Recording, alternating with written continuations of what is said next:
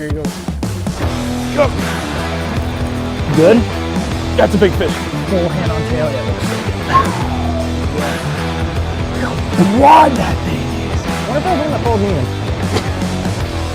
Beautiful. Oh my, that's a big fish. Flip! That's what I've been waiting for all day. That's over 6. Oh. That's a good fish.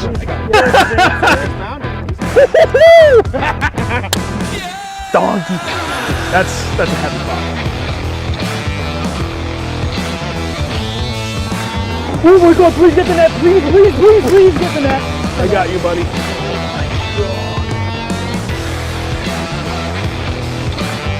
That was the weirdest one ever. There you go.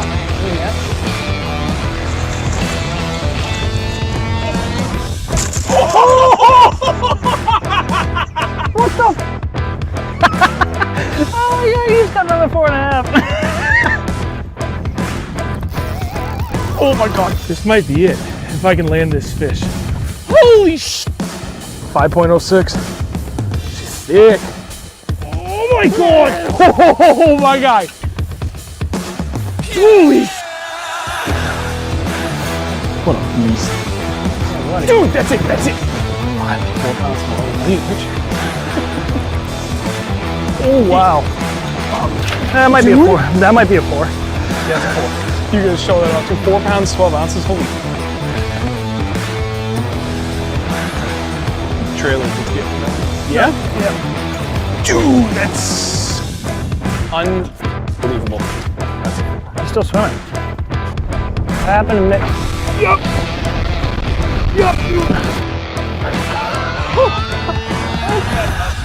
5.3. Sorry for freaking out. My first fish of the year. There we go.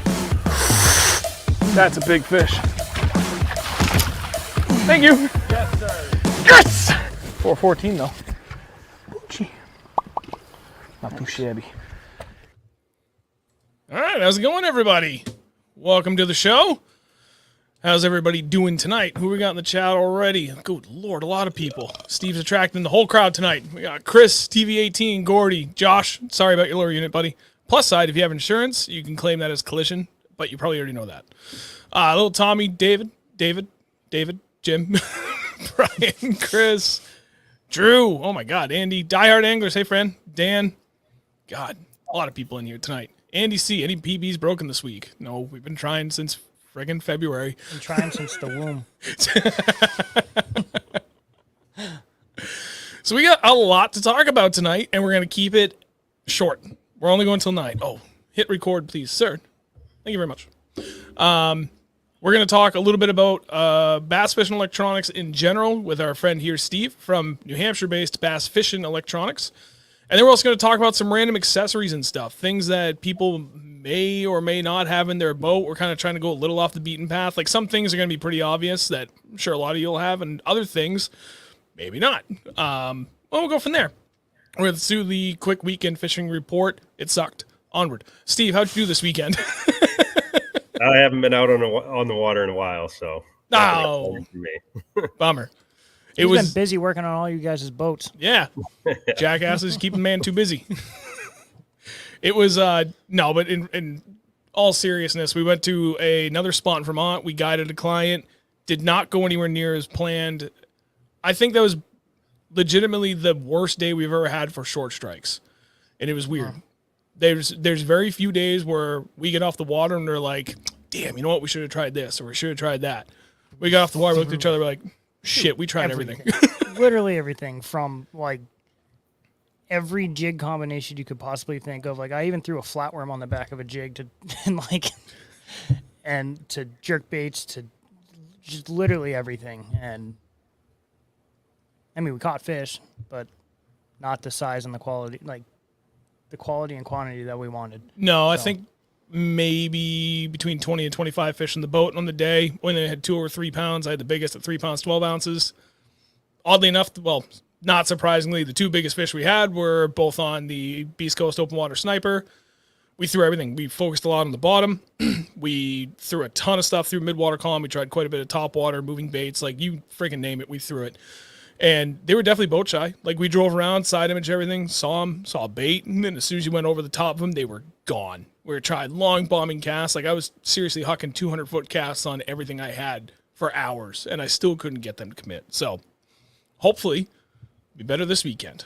Tomorrow I've got the New Hampshire High School State Championship qualifying tournament for my high school team. So wish us luck.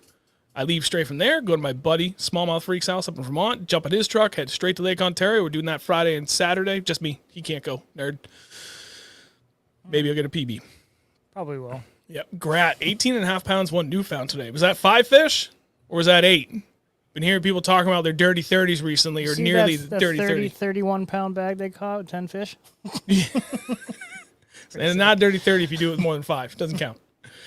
Oh, all right, but enough of that. Let's get into it because we're only going until about 9 o'clock tonight. So, Steve, I'm going to give you the floor in a second, but for everybody that hasn't met Steve before, doesn't know what his company is, everything he's done, or missed the first stream we did with him last year, Steve, he is the owner of New Hampshire-based BassFishin Electronics. Steve, I will leave it to you. Go ahead and give yourself a much more robust introduction. So thanks for having me on the show tonight, guys. It's good to be back again, and you know, things have continued to grow for us since the last show, and we got some really exciting news coming. We just built the new building here at the house, a 30 by 40, and it didn't last very long.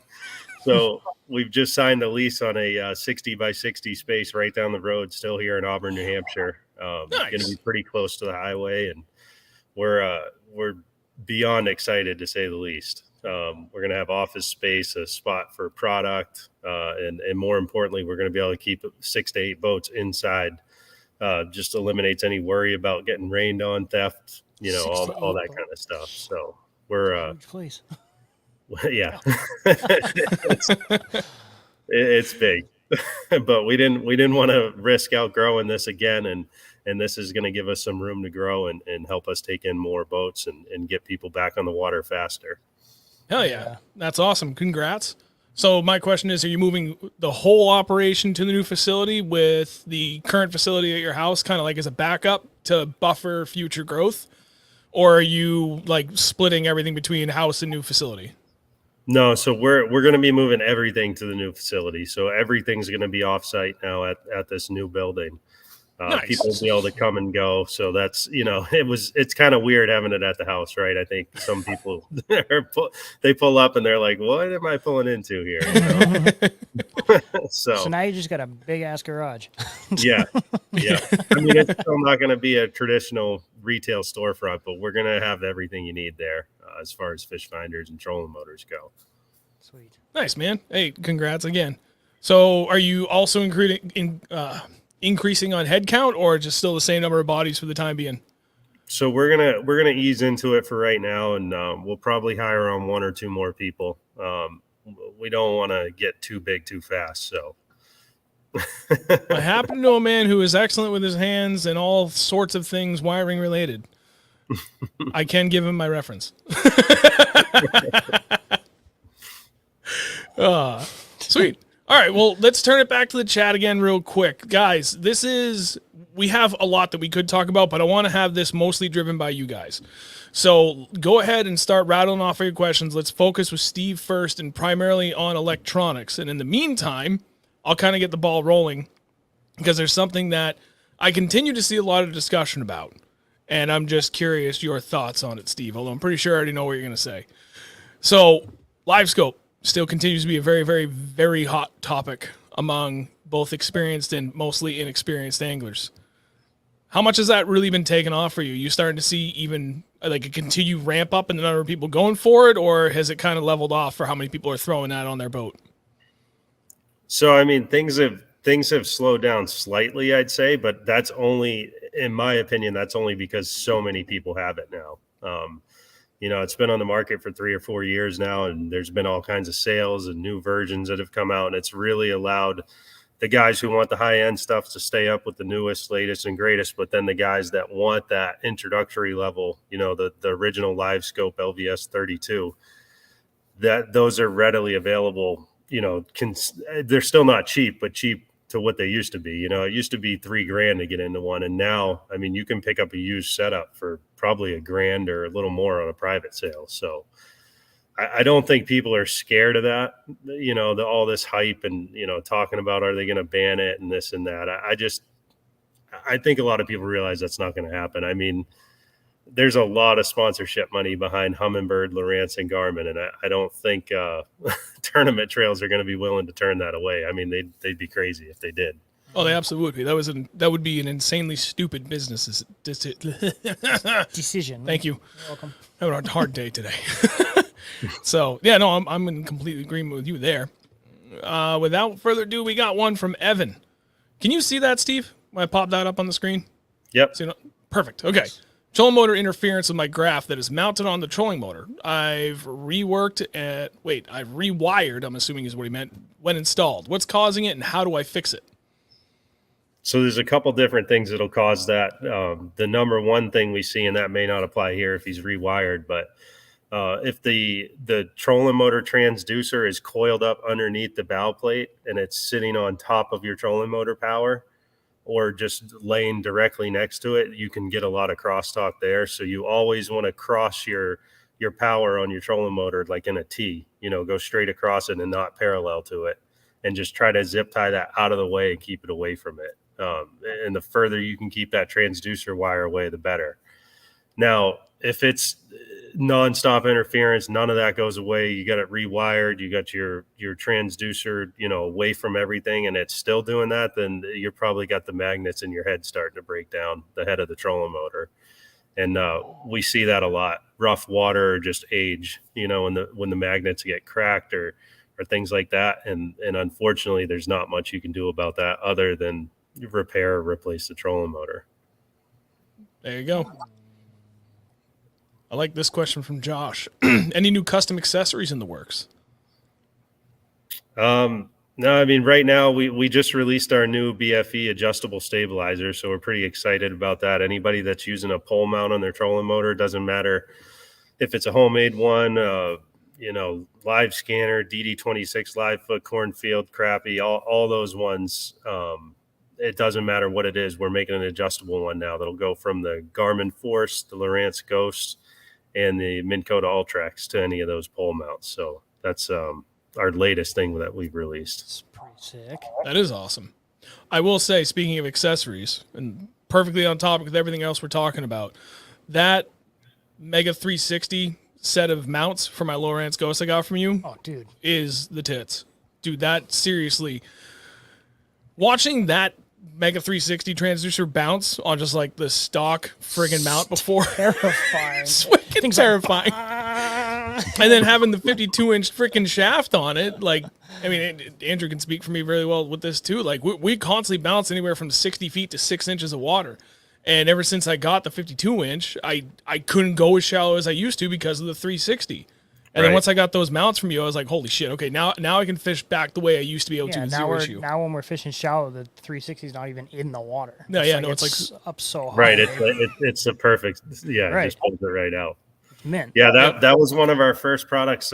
Rick Witherall, he came to us and he does all of our metal work. Huge shout out to him. He's been a huge help for me. Basically, I bring the ideas, I see the demand, know what we need, and then I bring them to him. But that first Ghost 360 set of brackets, all the credit goes to him. He completely came up with that whole thing and approached me with it. And that's what really started us off on all the custom accessories. Well, it's phenomenal. Yeah. he knows what he's doing. Yeah. Sure does. Yeah, no, I cannot recommend that enough. For anybody out there with Mega 360 and you want to throw that additional stabilizer on it, and then also gives you the ability to lift and lower your trolling motor. I actually did a video. I think I just posted a reel and a short. No, actually I think I posted a whole video. Whatever. Anyway, there's a video of it somewhere up on the channel showing kind of like really quickly how the whole install went. Super easy, incredibly quick. Thing is ridiculously stable. Highly recommend. Extremely happy with that purchase. So thank you, Steve. Awesome. Glad it's working out. This is a good one from our buddy David, any bass addict. Panoptix or active target, and why? So this is a cat and mouse game when it comes to this. It depends on what time of year and which version each company's got released, right? Because it seems like every 6 months to a year they're coming out with something new. So, LiveScope started the market with the 32 and that was awesome. And then the Active Target came out and in my opinion was much better. But now Garmin's got their new LiveScope Plus, the LVS 34. And I mean, if it came down and I had to pick, I'd say the 34 is the best one right now, but I'm certainly not losing anything by having the Active Target. I mean, that's what I personally run and I love it. But, if you've seen any of these price drops from Lowrance recently, I'm sure you can make your own assumption on what's coming. I don't have any specific details, but you got to believe if there's a price drop, there's going to be something coming. So I would assume Active Target's going to come back and take the lead on that. But for now, I'd say the LiveScope Plus, just because you can get – so with the 32, you used to see like 60 to maybe 80 feet if you had the perfect settings. I mean, now you're out to 120, and I mean, you're seeing fish hit your drop shot, at 120 feet. So it's the real deal for sure. Damn. That's pretty impressive. So when you're running like all the way out to 120, are you seeing 120 to your boat, or are you seeing like 120 to like 20 feet out from your boat? Or no, it's 120 from the boat, from the transducer. That's sick. Yeah. And you can't really cast. I mean, the furthest you can cast with a drop shot's about 100 feet. So, I mean, you'd really be stretching it at 120, but you can still see them. My man hasn't seen me with my drop shot. You get a potato gun launcher or something? Right here. Not easy on our stuff. It's the reason why there's about, 100 half-ounce drop shot weights at the bottom of the lake all over the place. Yep, that was too hard. Try again. I actually cast a drop shot weight about 200 yards. No, further. Like, legitimately, yeah. Like, imagine the perfect loading on your drop shot rod as you go to, like, get a really far cast, right? And, I mean, you're going to huck it, and this is what he did. And then imagine your half-ounce drop shot weight breaking off at the absolute most perfect apex of that arc on the upward trajectory, and that is exactly what he did. I don't know where Just, I went. and we sit there, I kind of laughed, we look at each other, we're like, where'd it go? And then we just stopped and looked at each other for, like, I think it was a legitimate 4 or 5 seconds. All of a sudden, it way off in the distance here.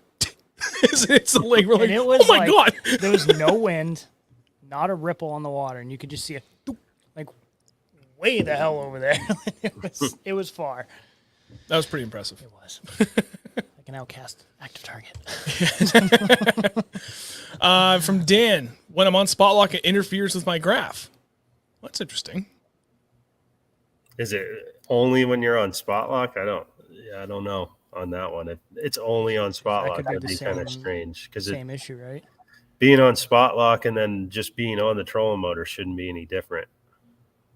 I would agree with that, yeah, because you're not changing how the power is being used. You're just letting the thing take over. It's turning it on and off at different speeds. So that if it's doing it on Spotlock, it should do it on just regular movement as well. And go back to what we were talking about before. Okay. And there he is again, only on Spotlock. Interesting. Sounds like you need to make an appointment with BassFishin Electronics there, Dan. Unless the perfect stream for that. He's right here. Unless the cable's stretched, maybe. I mean, if it's real tight and when it's on Spotlock, it's turning a lot. That's really all I could come up with on that. All right. Chad asked, is 360 coming on its own pole for Lowrance?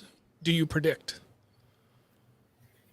Nobody would love to see 360 from a Lowrance more than me, but I honestly have no clue what their plan is. They're pretty tight-lipped about the new stuff coming, but I've heard rumblings from other people that they were supposedly going to build a 360 into a trolling motor, but that was not a legitimate source like from Lowrance. Yeah.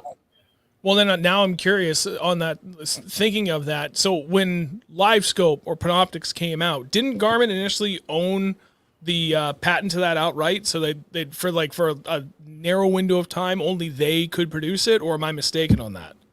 Because I'm assuming, I'm wondering. If it's the same thing not to my knowledge, anyways. There was a lot of weird behind the scenes stuff with a lot of legal stuff between Lowrance and Garmin, but I don't know the exact details, so I'm not going to speak to that. But Okay, it's good. So, I was thinking along those lines, like, does Humminbird have something like a patent where they've got or 360 imaging in general on lockdown that they're not releasing, licensing rights to anybody else? Well, I think that's definitely, they have a patent on the 360 being on an independent pole like it is. So that's definitely why you're not seeing that from Garmin and Lowrance. But I think that's about to expire, but I don't really know for sure. All right. Well, I'm curious. I want to do some research. Or I could just call them because they're one of my customers in my new job.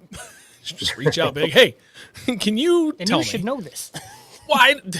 I don't get to talk to them about fun stuff like that. It's always, where's my order? It's in process. I'm so sorry. it's Next. it's 7.5 of my I'm so 8-hour sorry. day every day. We're working on it. Please be patient. Supply chain globally sucks.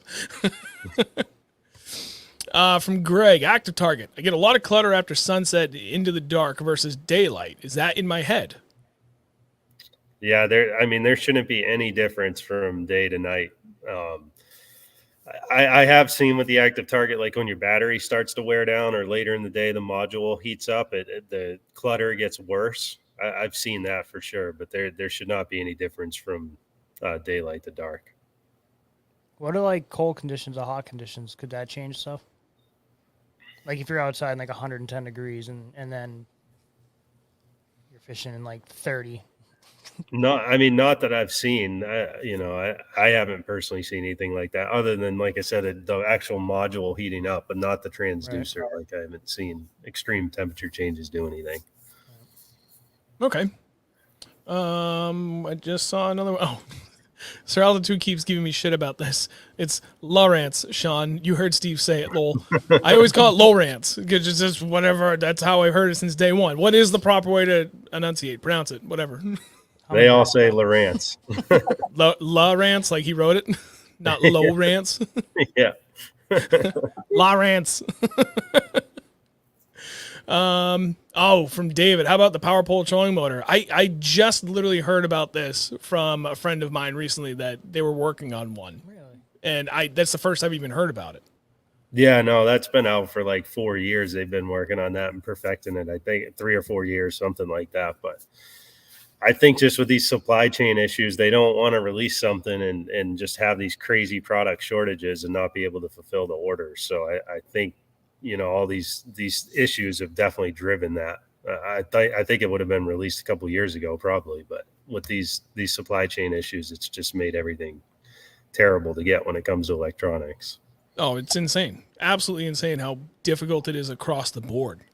And everybody's facing it. I'm dealing that with my customers too, where they're like, what the crap? How come we didn't get our orders on time? And it's like, I'm asking the same question to our vendors that are supplying us our subcomponents, for like a month. And yep, your delivery's coming in 1 month. And you check in with them 3 weeks out. Yep, it's coming in 3 weeks. Yep, coming in 2 weeks. Yep, coming in 1 week. Hey, is that order going out tomorrow? Sorry about that. No, it's actually going to be 2 weeks longer. And you're only going to get half of what you ordered. So sorry. It's like, yeah, it's just kind of the world we live in now, right? I think all the industries are affected by it, but we see it every day. I mean, you just can't get things like you used to be able to, and you can't give an answer on when it's coming either. No, I mean, and I don't know if enough people really truly appreciate just how difficult it is, and I don't know that there's a single industry that's not impacted by this globally, period. We have snowmobiles and side-by-sides at my work and four-wheelers that are being shipped to us in boxes, and I'm building them, and there's no ECUs in them, there's no clusters in them, there's right nothing. They got nowhere to put them at the factory, though. They got to send them out until they get the parts. It's right. crazy. So we have these machines sitting in a warehouse for 2 to 3 months without anything in them, and then all the parts finally get here, and the customer's been waiting the whole time, so it's like I got to rush to get those in, and then they finally get sold over to the customer. It's crazy. Brian, your number one installer, is messaging me. How the hell do I comment? He's old and decrepit. He has no clue how to use a laptop. Goddamn boomers, figure it out.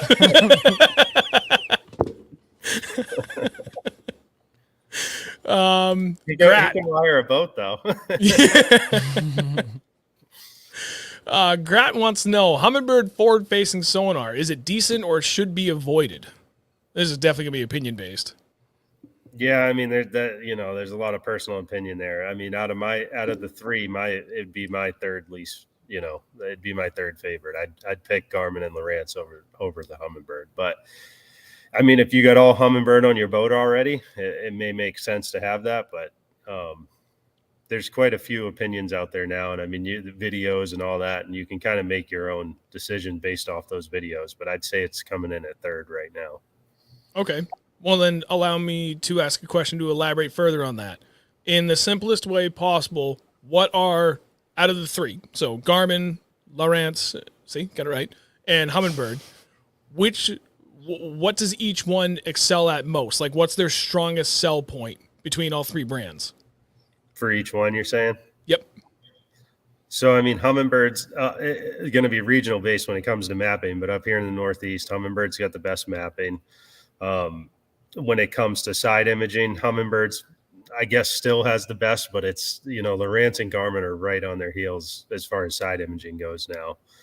And then Hummingbird's got 360. So those, side imaging, 360 and their mapping is definitely the best. When you go to Garmin, I mean, they've got the best live scope on the market right now, the best live sonar.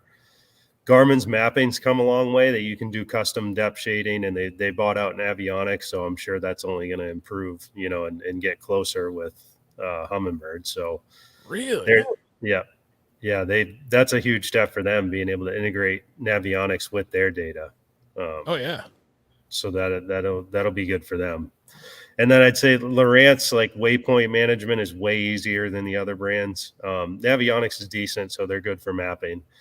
And then their forward sonar, I mean, there's nothing wrong with that at all. And their 2D sonar by far is the best on the market. I love their 2D sonar. It's funny. I've lost count of the number of comments I've gotten the last year, especially with the year that Andrew and I have had, of people like, "Hey man, what's your active target settings at?" I'm like, "I don't have it." They're like, "What do you mean you don't have it?" I'm like, "I got Mega 360 and I've got my 2D sonar absolutely dialed in. That's all I got." And just a shit ton of time on the water. I don't know what else to tell you. I would like to get active target, and I will. That's the plan for this winter, whether it's on this boat or if I'm fortunate enough to find a good enough deal on another newer, bigger boat, but don't have it for the time being. For the now, though, I will agree with you. Like, as far as waypoint management, that's what you were the one that steered me this way when we first talked back in 2018. When I first got my electronics for my boat, and I was like, I really wanted to be able to, like, have two that are interlinked and, talk and share waypoints and everything. And you're like, it's never going to get better or easier than Lowrance because of how easy it is. And you're absolutely right. Like, it is so freaking easy. And their touchscreen is super responsive, the whole 9 yards. It's great. Yeah, I mean, there's a lot of the pro guys run it just for waypoint management. I mean, they've all got their pros and cons, but that's what a lot of guys will run it for. Yep. It got me thinking, because a lot of the boats I've been looking at, primarily Skeeter, because I can find a model for the length and outboard size that I want, but they're almost always have Humminbird on them. Right. And I got to think about this the other day. I was like, I could run 4 units, 2 Lowrance, 2 Humminbird, and just get the best of absolutely everything. And I can still, like, I have mapping for both. I can have the waypoint management on Lowrance. I can still use my Mega 360 and Mega side imaging from Humminbird. But then I still got the really good 2D sonar, and I get active target, and, like, that would work. And I was like, oh, shit, that could work. It's just going to be really expensive. Ask Steve what he thinks about Skeeter. We know what Steve thinks about Skeeter. I wasn't going to touch that. I had to say it. It was there. Speaking of, how you liking the Phoenix? You got the 921 Elite? Yeah. This is my first year running it, and I've been blown away, to be honest. I made 4 runs from either Port Henry or Ticonderoga up to the northern part of the lake, 70 miles or so, and that boat, I have not had to tighten a screw on that boat the whole year. Damn. And this is the first year that I can say I haven't broke anything on Champlain or stuffed the wave. Now, I know the next time I go up, I'm going to have the whole boat, but because you had to say something. Yeah. And an extra build. What was eye-opening for me, and it's just kind of ironic that I even noticed it, but I had my cornfield foot pedal for my pole mount laying on the front deck of the Skeeter and the Phoenix. and I would forget to put it, like tuck it away sometimes. So in rough water, that thing would be dancing in my Skeeter, flying, flopping, turning over. When I have it on the Phoenix and I forget to tuck it away, it literally doesn't move. And Wow. that just kind of, I know that's just something stupid, but What is it? the pedal, it just, like, if I forget to store it, it's just free floating on the deck. It won't move on the Phoenix. So when I'm in rough water, it just sits flat on the deck and never budges. So there's a lot. That doesn't have the recess pedal? No. This is the pole mount pedal. Oh, the pole mount pedal. I was going to say, Yeah. what the fuck you doing? Yeah. No, I'm not just letting my trolling motor pedal. I might need that. Dude, we almost did that back when we were up on we're up in Vermont, and I forgot to strap my trolling motor down. We hit one wave, and my Ghost stood straight up, and I was like, ah! And it came back down. I was like, oh my god, Strap that down, but it's kind of rough out here. yeah. Yeah, I carry a spare strap with me now when I make those long runs, and I wrap it around the top part of the trolling motor, the whole shaft and bracket. And it keeps it from moving even more. There you go. You don't want that thing flying up. Jesus, no, that thing, like, it stood up, and we both were just like, whoa! That was terrifying. So actually, on that topic, what the hell is that mount? There's a mount. It's a bounce buster. Do you not use one of those where it's the metal pole that is attached to the trolling motor and it basically clips into like a little cleat on the deck? Do you not use that, or do you use that like in conjunction with everything else? The TH Marine Troll Tamer. So this year was the first year that I decided to thread it into the bounce buster. So the factory bounce buster that the Ghost comes with has a hollow. It's just hollow in the center, and you can fit a tap right in there. So we just tap that, put a Troll Tamer in there, and it locks it down, and it hasn't budged all year. Nice. The hell, me. What? Go ahead. I had a thought. There we go. Finally. Well, really quick, I just saw, where is you? Joe. Just to step outside of the topic real quick. Joe, congrats again on winning the STQT, buddy. That was a dude. hell of a fucking bag at the end there. Hell yeah. What was 6 point something pound largemouth? Do like the president. You did a great job. If you can remember your question, go for it. I But don't. It's gone. all right, going back. Grat, can you run an AGM cranking battery and a lithium in parallel? No, you can't. You don't want to mix them. You could run a lithium standalone for your graphs only. It depends on what size you get. You can make that work. But if you're going to run them in parallel, you'd either have to have 2 AGMs or 2 lithiums. When they need different chargers too, or do all the chargers now do both? So anything that's like, I think it's like 2017 or newer, other than Dual Pro, usually has an AGM setting on it. And if it's got an AGM setting, then it'll work with lithium. And if you had 2 in parallel, you could, if it was lithiums, you could just use one bank of the charger, and it'll charge both batteries. But if you did that with an AGM, it's going to take forever to charge both of those. Yeah. I know, because all the Husky and Cowie dirt bikes now are coming with lithium batteries in them. And we have to use a completely different charger for those. Yeah. Actually, they come with their own. Well, Husky sent us this crazy ass lithium battery charger that's like mounted to the wall and you touch screen. Interesting. Pretty nuts. I like it. Okay. So actually, my question on the topic of lithium batteries, charging when below 32 degrees, so freezing temperatures. Is that true? Where you need to have basically like wrap or heater wraps on your batteries to keep them above freezing so that they can charge adequately? Because if that's true, that's the only thing that's stopping me from going to lithium. Because you know me, we're fishing out literally every month of the year now. And there's a lot of our season now that we're fishing in below freezing temperatures. And I just don't know like how much more crap do I have to throw in my boat to get the best out of lithium all year round without worrying about it. Yeah, I mean, none of the brands, it doesn't matter what it is that I've seen so far. Ionic does make one with a heater in it. I'm not that familiar with that one. I don't have a lot of experience with it, but pretty much across the board, you don't want to charge your batteries below 32 if they're lithium. I mean, you can in your bilge, it's got to get pretty cold to actually get 32 in your bilge, but they do make cheap heating blankets and stuff if you're storing your boat outside and you got to charge them. Yeah, I'm a peasant. I don't have a garage for my boat. It stays outside. Although I hear that you may have some extra storage space on your property this winter.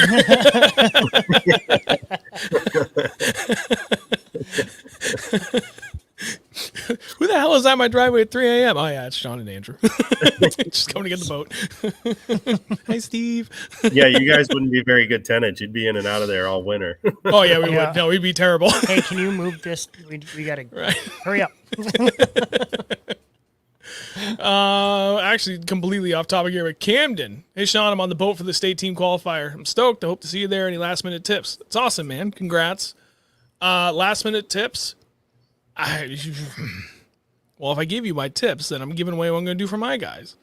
I would say go for smallmouth over largemouth because you have much more opportunities. That said, Go for largemouth. Kick his ass with largies. yeah, I mean, yeah, you get on a good largie bite up there. Since they opened up the boundaries, all of a sudden, like going for strictly largemouth becomes a very real potential possibility here. However, I do think that smallmouth is probably the safer bet. Yeah, I would think so. There's a lot of really good productive water up in the boundaries were allowed this year that smallmouth should play. Fish deeper than you think. That's all I'm going to say. Can't be giving the competition all the info. It's a kid. Still competition. Woods and Weeds. Thanks, Steve, for the ghost install. I'm liking it so far. There you go. Awesome.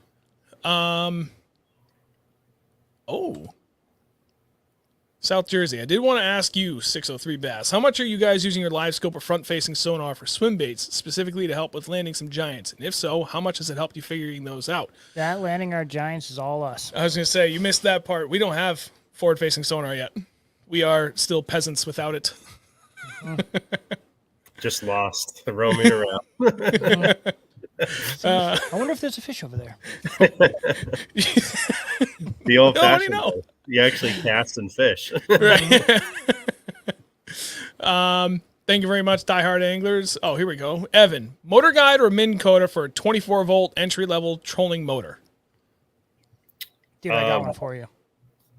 Minn Kota is definitely the way to go, in my opinion. I'd stay far, far away from MotorGuide from what I've seen recently. Even the new fancy one?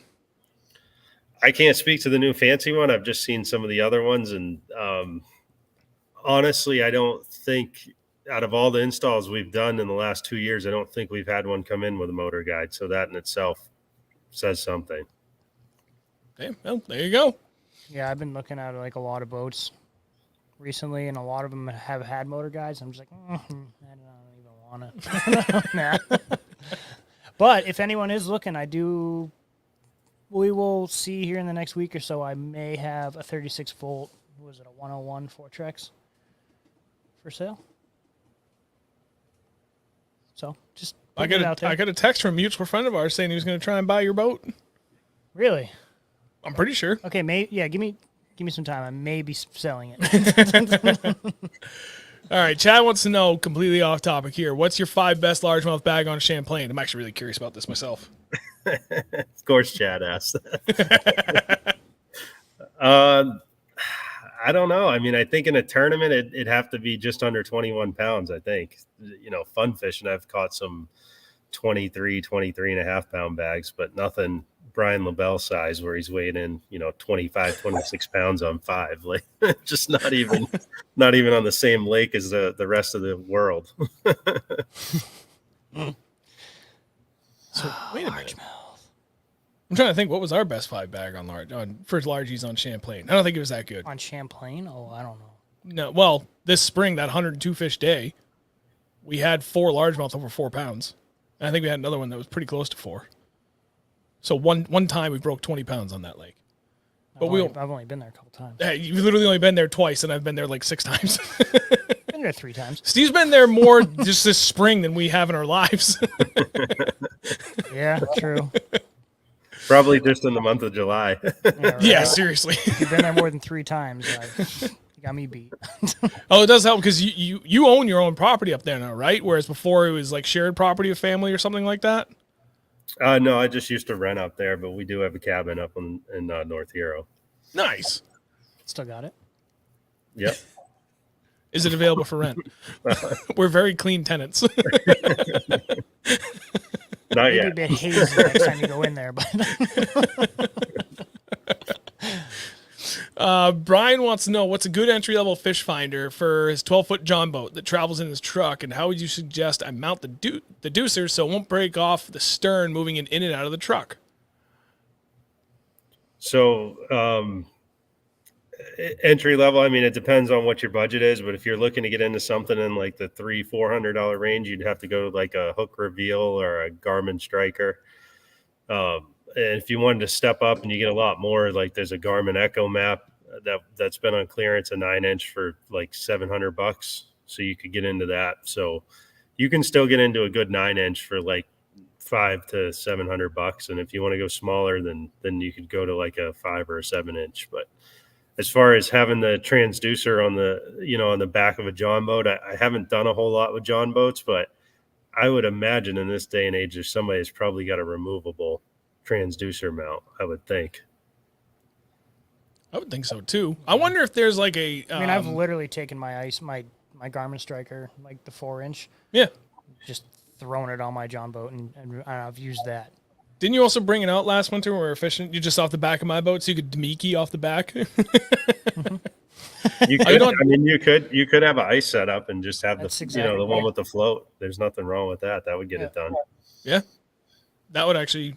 Yeah, that'd And probably it's be like what, like $200-300 for those Striker 4s. the Striker 4. I think think I it's got like for $250. $250. Yeah, that's a great little transducer, and I mean it's a small graph. Don't get me wrong, Small, but you're also on a John boat. It's gonna be right in front of your face, so right. and there's less room to whack with something if you instead of having a 9-inch graph on your John boat.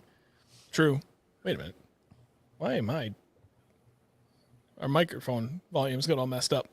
Whatever. Probably when we're moving stuff around. I was wondering why you kept cutting out. I'm like, why is he so quiet? I know you mumble anyway, but Mush mouth.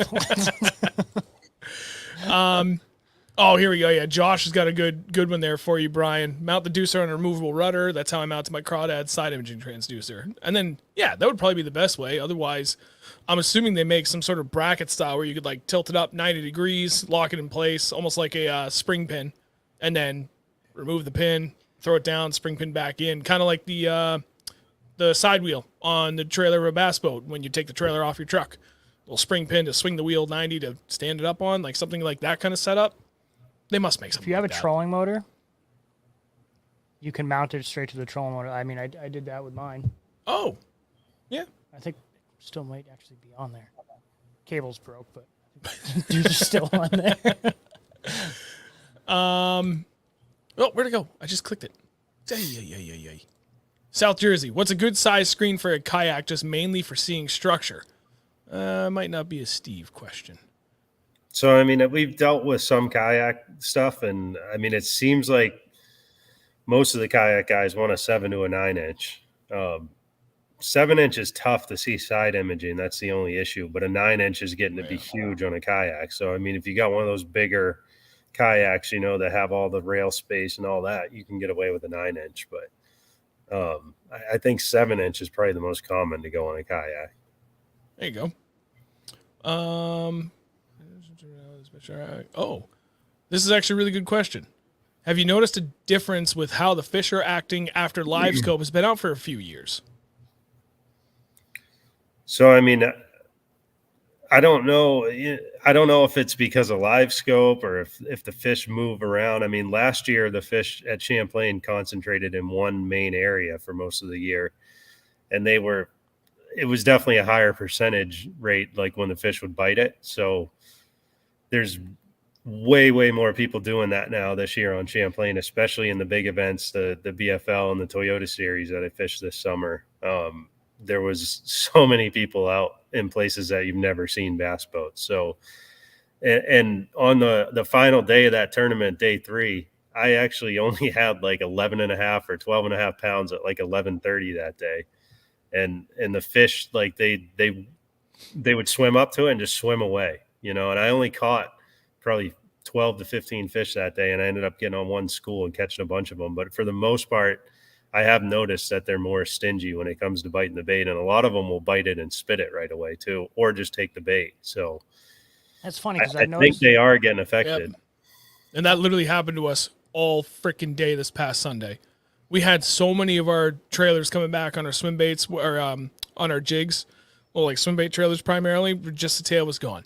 Slow dragging stuff. You feel like thump, just less than a second. I mean, they would definitively bite it and then you just hit it and quit it. I mean, I was getting weird. bit on spy bait multiple times, and I mean, those things, 2 treble hooks and one in the front, one in the rear. Like it should.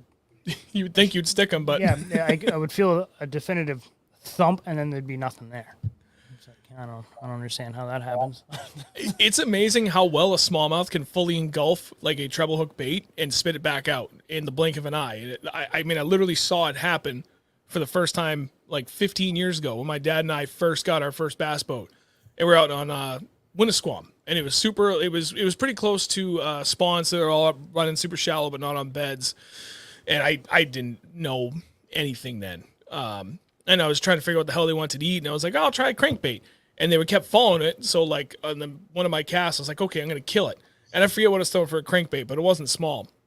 And I'm rolling it, and the fish is like a foot off it, and I killed it. And that smallmouth, it wasn't even that big either. It's probably about 2-ish pounds. Came up, inhaled the whole thing, and spit it right back out. It was like, how? Those were not small treble hooks. How did you do that? I find that they do that a lot on a spy bait. I mean, you can watch them on the active target or live scope, and they'll just come up and smack it, and you think you got them. And I lose them all the time on a spy They bait. just coming up and bumping it, or are they coming up and actually hitting it?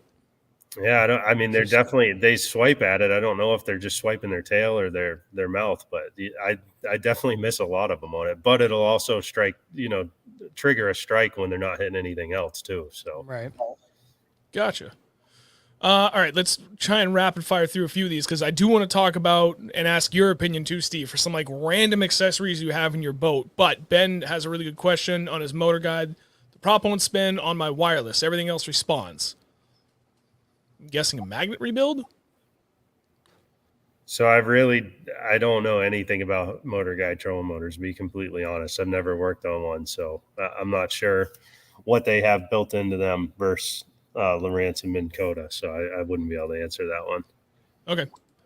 Dan wants to know, is it possible to run my original LVS 32 alongside my LVS 34, or do they each need their own black box and screen? So they do need their own black box.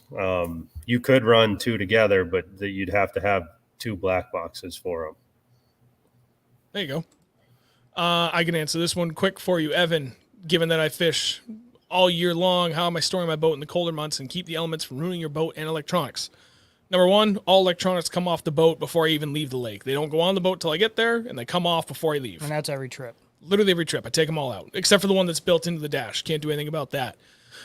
Everything else, as soon as it gets into like mid-November, we get into freezing temps, I close my live wells so that they don't fill. That helps a lot. When I'm done, I'm off the water.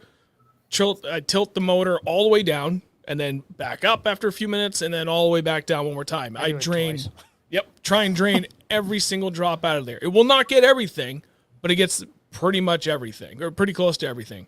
The only downside is that the line that feeds from your water impeller out, basically when your boat's pissing when it's running, that will freeze. And I haven't figured out a solution on how to get that out. One idea that I was kicking around, I remember reading about it, something similar somewhere, was getting basically a really thin surgical tubing and like a siphon bulb. Something a little smaller than what that hose is that runs up through your motor and pisses out when it's running and cooling your boat. If I can force that in and just use the siphon bulb and try and empty it out, that should work. And then same thing for my bilge. I'll still get some water in the bilge. I got to run my pump. And where it goes from pump up and out through the top cap, that will freeze as well too. So I need to do the same thing for that, but that'll be a little bit easier. So those are the only 2 things I still haven't wrapped my head around. But aside from that, I mean, for right now, we pretty much just run the motor for 30 seconds to a minute, shut it off, and then do it again a few times until the motor starts pissing. Yep, and it's usually pretty good from there. yeah, and that's usually not for at least a half an hour after we get in, which kind of sucks depending on where we go fishing in the winter. But just from the overall temperature of the water, it's obviously not frozen, so it's a little bit warmer than the freezing cold air. That will eventually kind of basically seep that slightly warmer temperature into the outboard. It helps kind of loosen everything up, and then eventually it unfreezes. The one other tip that I did hear from my buddy Sharon Brown, which absolutely makes a huge difference, when I have the boat covered up overnight, I run like my boat cover, and then I've got like a really heavy duty tarp I throw over the top of that as well. And then on the floor, basically in between my two consoles and like in front of my seats, I'll put a small space heater in there, just an electric one, on low setting, and I'll let that run overnight. Definitely a little nerve-wracking with the idea of having something like that running in there, but it just helps kind of keep everything a little bit warm, just gets it above freezing, and it just, everything mechanically inside the boat, like the hot foot, the steering, like everything just feels better the next day. So that is another option. There's got to be a safer way to do it, but that's what I do. So there's that answer. The safest way is put it in a garage, but you don't have that option, so. That's an expensive upgrade, though. Yes, it is. Yeah. Really good insurance policy and a $20 heater, or $60,000 for a garage. More than that. Yeah, no, seriously. You gotta heat that thing. Yeah. All right, last one from Chad, and then we'll go to accessories. Let's talk flogger. Yay or nay? Hell yeah. I don't have a strong opinion on a flogger, to be honest. I mean, I'm all for it. I'm going to use it if it's a spawn tournament for sure. But if they said, hey, you can't use any more floggers, that'd be perfectly fine with me. It would level out the playing field a little bit, because there's definitely younger kids, that know how to use it better and a little more agile than other people, and they're up and down 1,000 times. Oh my god! You start to pack on a few pounds, it's not as easy. I just lay down on the front of the boat. I'm like, yeah, it's over here. Drop right here. Yeah, over 40 years old and over 40 pounds overweight hits different. You lean down over there for a couple minutes, and you're like, fish on. You're like, well, shit, now I can't get up. Just.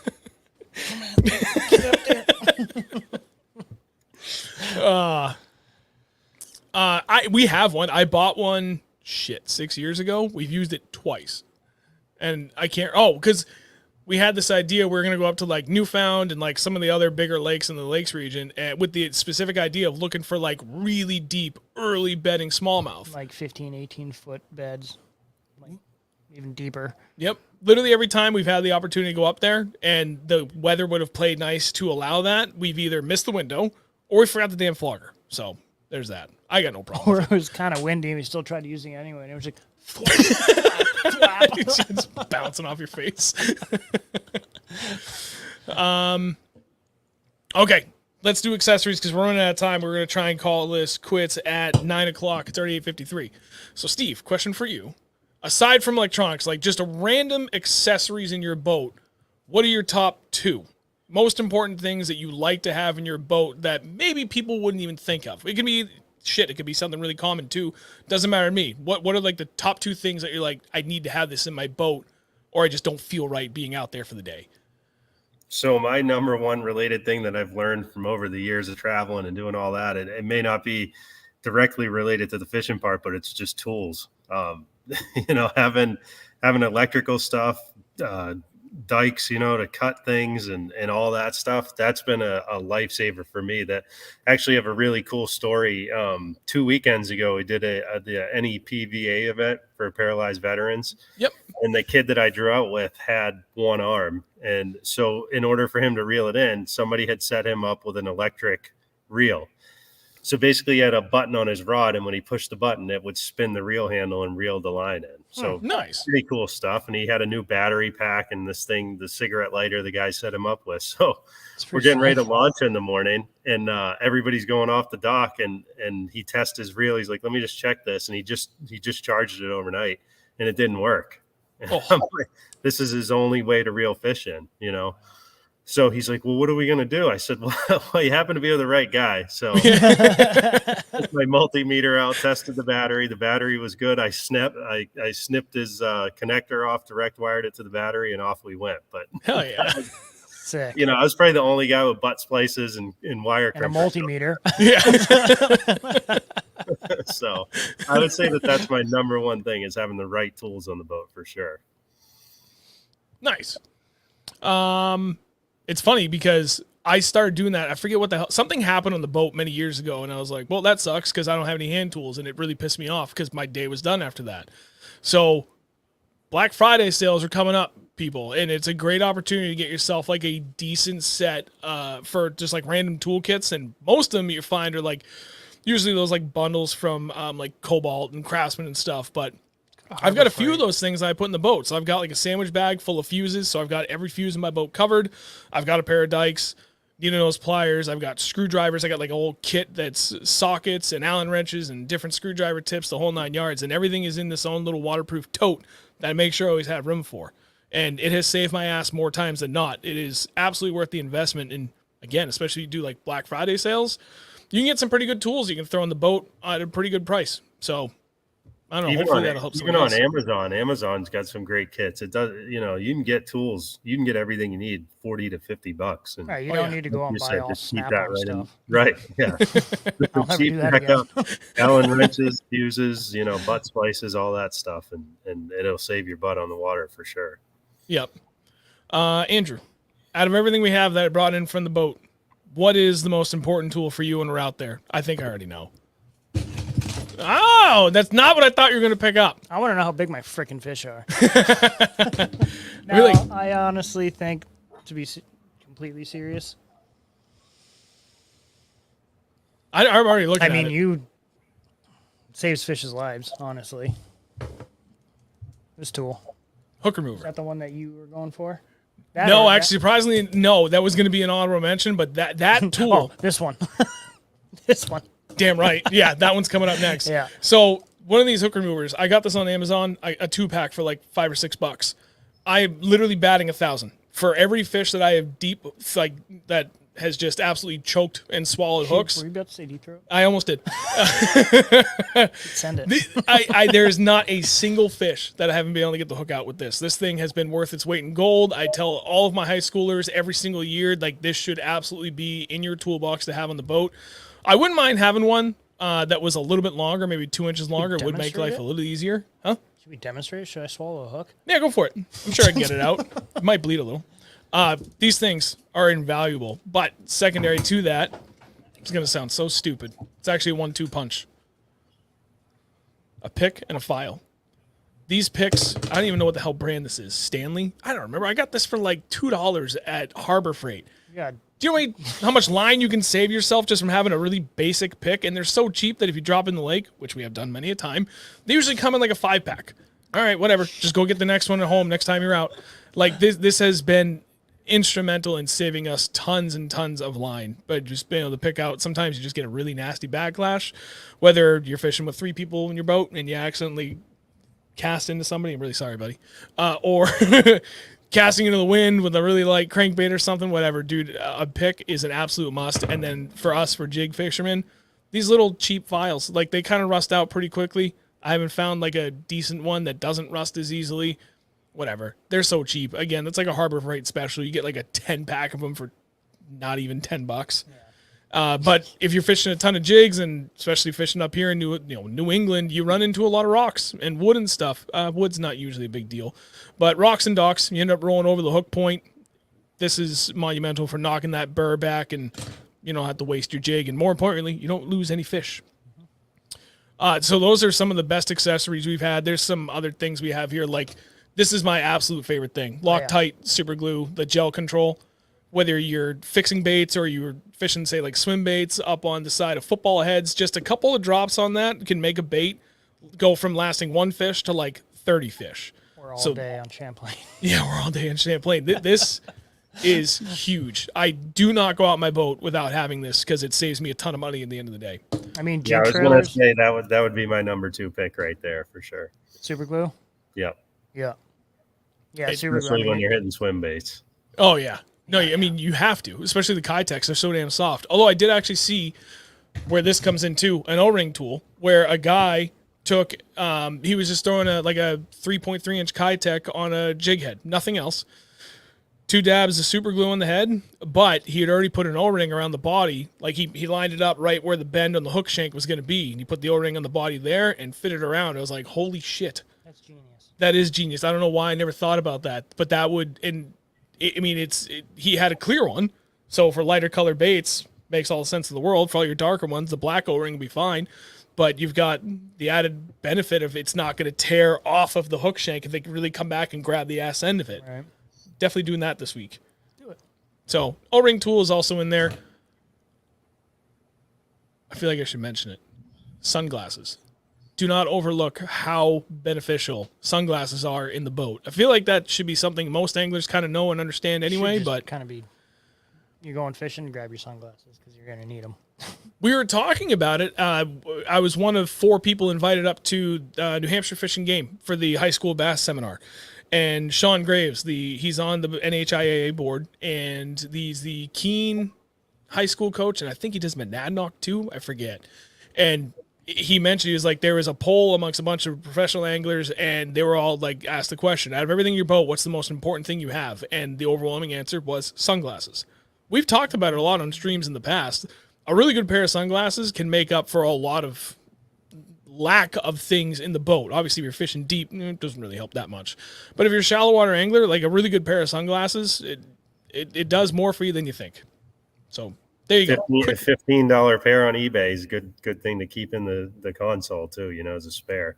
Mm-hmm. Right. Ooh. Your number one employee has a question. Aquaview, yay or nay? I've never used it, so I don't know. It's pretty cool. I just got one. My buddy John at Wicked Custom Rods just moved to Georgia, so I bought all of his ice fishing stuff off of him, which I just realized I still owe him cash. But he's coming up for a Vermont tournament anyway next month, so I'll pay him that. And he had an Aquaview that he was using for ice fishing. We're gonna take it out with us. There's a couple of spots that I want to see down there. Like I know what we're looking at, but I want to see it. So I'm gonna use it for ice fishing anyway. But I'm really kind of curious to see what it's gonna look like with that on the boat and really throwing it down. What does that rock pile really look like? We know we catch fish off it all the time, but what's happening down there? Mm-hmm. Be kind of cool. Kind of scared. No more. I'm just checking my phone too because people are texting me, messaging me. Garbage fish. I'm just trying to see if there's any one last good question we should jump in here, but I don't want to keep you. It's already 9:00. You said you want to call it quits at 9, and I still have a ton of packing because I've got the high school tournament tomorrow and I take off for Lake Ontario. So I think that's good to wrap it up there. Steve, is there anything else that you wanted to bring up that maybe nobody touched upon you were hoping to discuss tonight before we call it quits? No, just one other thing. I had a shout out to my buddy Zach Swain at Swain Creatives. He's been helping me with a lot of my instructional videos and stuff and logo redesign. Louis Bernardo made my original logo, but we just made some slight tweaks to it. So I just wanted to say a shout out to Zach Swain, and anybody that needs any video stuff, he can give you a hand with that. Nice. Oh yeah. Cool. I like it. Well, go ahead and take a minute, Steve. Tell everybody again about your business, where they can find you, all your social medias, your website, the whole 9 yards. For anybody that is interested in checking out his website, there is already a link for it down in the video description, so you can go back, grab it from there easily at any point. But yeah, go ahead, Steve. Tell everybody where they can find you. Yeah, so when we get moved into this new building, we'll make a big announcement about it, and that's like I said, that'll be huge because people can walk in and buy what they need and get on the road. If you're in a bind before tournament, any of that. So that's going to be huge. We're going to be open Monday to Friday, 9 to 5. We'll post all of our hours on Google and all that too, so it'll be there. And you can follow us on Facebook, Instagram. We've done a little bit on TikTok, and we've got some instructional videos as well on YouTube. So pretty much any of the social media stuff, you can find us. And then our website, BassFishinElectronics.com. We got a lot of free shipping and pretty much anything you could dream of as far as on your boat electrical wise, fish finders, trolling motors, power poles, anything you could think of, stereos. We can do all of that, install it right here in Auburn, New Hampshire. Perfect. All right. Sick. That's going to wrap it up. I'll let Andrew do the proper outro in 1 second. There is no live stream next week, as much as it pains me to say it. I am traveling. I will not be available, period. Sun up to sundown while I'm gone away for work until I get back. So no live stream next week. We will be back the following week, though. Now's the time for you guys to start throwing us suggestions. Although I will say, if you're a channel member, you get priority. So I'm going to put up a post for all you channel members so you guys can vote on what you want to see for the next few topics coming up here as we get closer and closer towards the end of the season for a lot of you guys. But by all means, like, I will listen to everybody for everything. Yes, Sir Altitude, I'll be at IBEX. Yeah, I don't know. So, you know, again, unfortunately, no stream next week, but we'll be back the following week.